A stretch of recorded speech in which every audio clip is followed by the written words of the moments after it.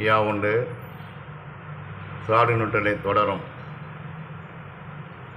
குலைத்த தலையுடனே சனித்த முனிக்கு கொடுக்கும் கடுக்குதையோ சிவனே ஐயா.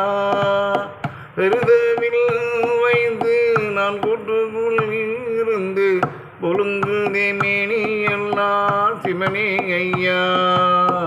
அங்கமும் காந்ததே அழாகி எந்த மேனி ஐயையோ என்ன சொல்வேன் சிவனே ஐயா. எங்கெங்கும் வசையாச்சே தமவுனியானிருக்கும் கோலம் கண்டாயோ சிவனே ஐயா. கங்கையில் பால் கொண்டு காராவும் வந்து நின்று குடிக்கவும் சொல்லுதே சிவனே ஐயா.